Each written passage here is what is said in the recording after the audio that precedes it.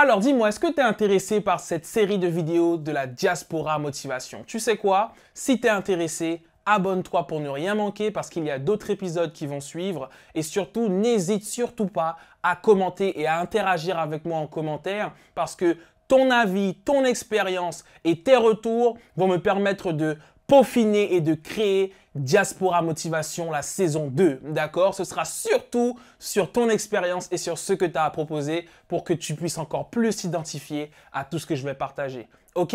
C'était la première chose que je voulais te dire. Maintenant, on va rentrer dans le vif du sujet.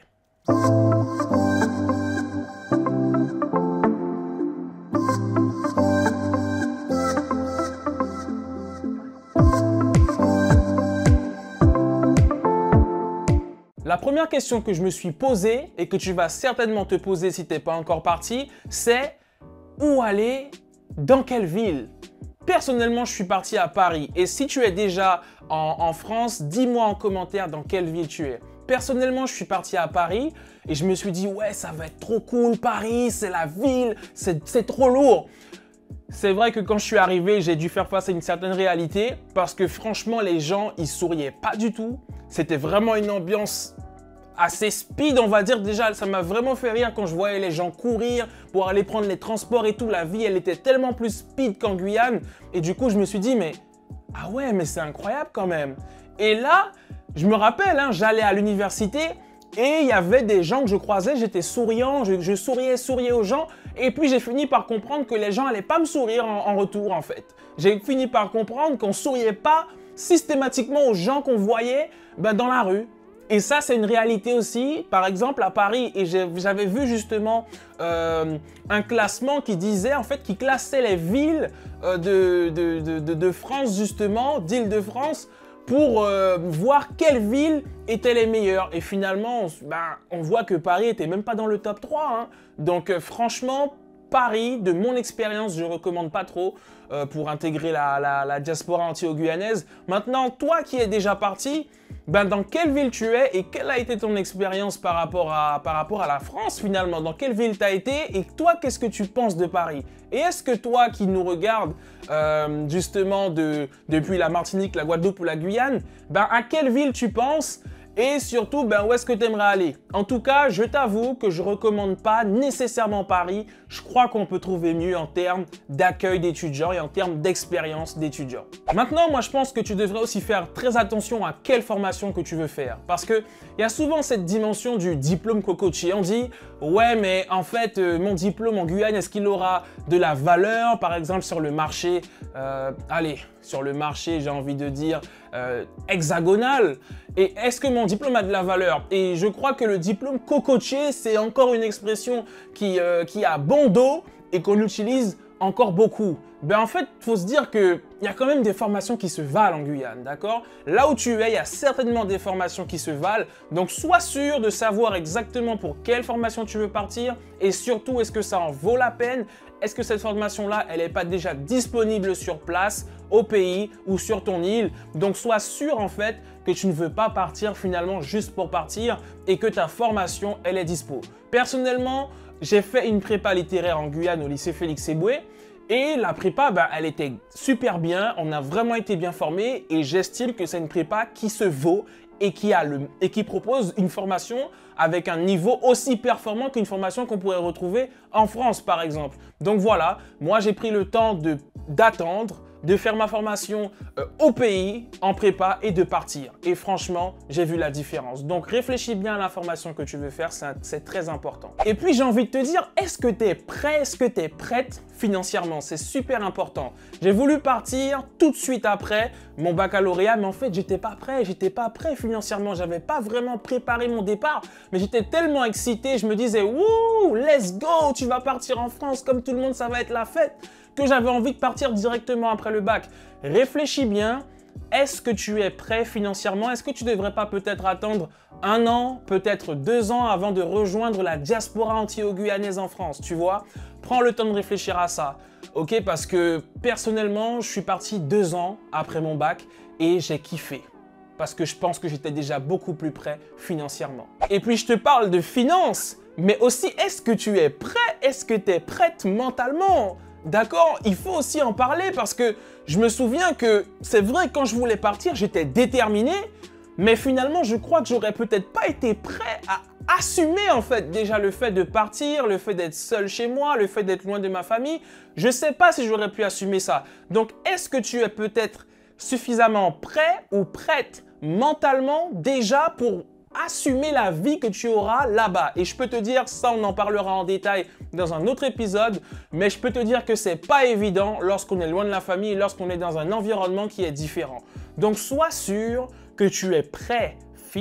J'allais te dire que tu es prêt physiquement, comme si tu partais à la guerre, s'il te plaît. Mais en fait, sois sûr que tu es prêt ou prête mentalement et surtout financièrement, parce qu'il va falloir gérer. Ok? Et moi, je me rappelle, hein, ma mamie, elle m'a beaucoup aidé quand je suis même arrivé sur place pour que je puisse faire des courses, etc.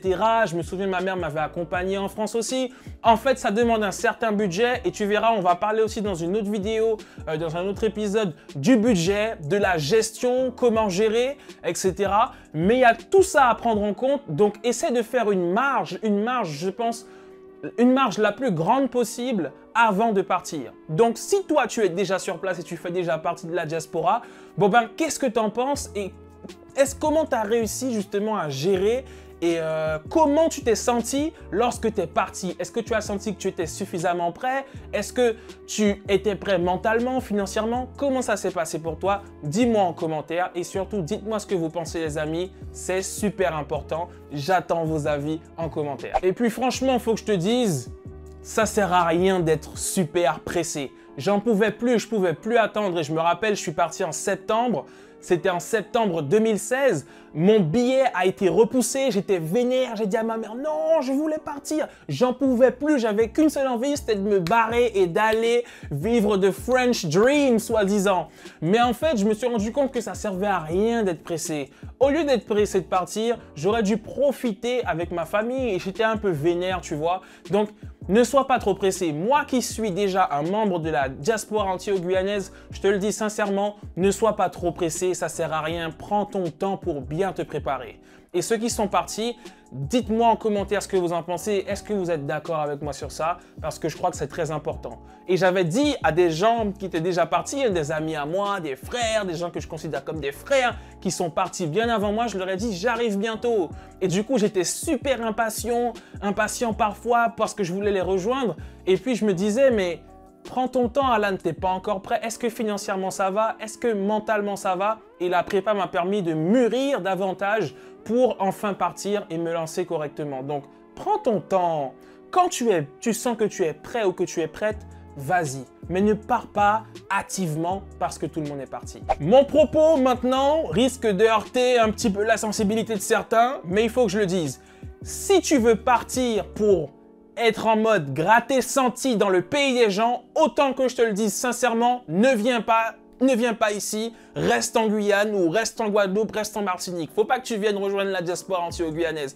Et je pense que il y a aujourd'hui beaucoup de jeunes de la diaspora qui sont là, mais qui sont là pour être là, qui galèrent et qui se sentent bien parce qu'ils sont, on va dire, dans le pays des gens. Mais en réalité, ils font rien de concret. Et moi, c'est ce que là, je te donne vraiment un message. Si tu vois, tu viens. Si tu vois que tu prends le temps d'être loin de ta famille, à part si tu as de la famille sur place, mais quoi qu'il arrive, tu vas traverser des choses qui ne seront pas toujours évidentes. Si tu viens, c'est pas pour gratter senti, c'est pas pour être là à te tourner les pouces, à commencer à procrastiner, à être là, tu vois ce que je veux dire? Si tu viens, viens pour du concret et viens pour tout déchirer, ok? Tu vas visiter des choses, tu vas explorer des choses, mais ne viens pas pour rester là, à ne rien faire, à rester planté là juste pour dire « Wouh, je suis en France, donc ça va ». Je suis sûr qu'on connaît une personne au moins qui est partie et qui finalement, est là pour être là, quoi. C'est pas ça la vie. La vie, c'est pas un bol de fruits, c'est pas un pain, c'est pas... Enfin, tu vois ce que je veux dire? À un moment donné, il faut juste que tu saches clairement que si tu pars, c'est pour un objectif, d'accord? Ça sert à rien de venir pour venir. Autant revenir au pays, autant revenir en Guadeloupe, en Martinique, mais il ne faut pas rester dans le pays des gens pour faire tout et n'importe quoi. Ok? Donc ça, c'est très important. Prends tous ces points-là en compte avant même de venir. Et si tu penses que c'est le moment et que tu es prêt et que tu es prête, sache que tu es le bienvenu dans la diaspora antilo-guyanaise. Ok? Donc j'espère te voir très bientôt et surtout donne-moi ton avis en commentaire, fais-moi des retours parce que tous ces retours vont permettre de nourrir la saison 2 de la Diaspora Motivation, d'accord? Donc c'est une série de vidéos qui est faite par nous, pour nous permettre de nous valoriser et pour qu'on ait du contenu spécialisé pour nous sur YouTube. Tu vois ce que je veux dire? Donc voilà, n'hésite pas à t'abonner, il y a les autres épisodes de la série qui vont arriver. Dans tous les cas, prends soin de toi et j'ai envie de te dire que tu es le ou la bienvenue dans la Diaspora Motivation et dans la Diaspora anti-guyanaise. C'était Alan Nobaleke et Alan Motivation. Let's go, on est ensemble. Boum!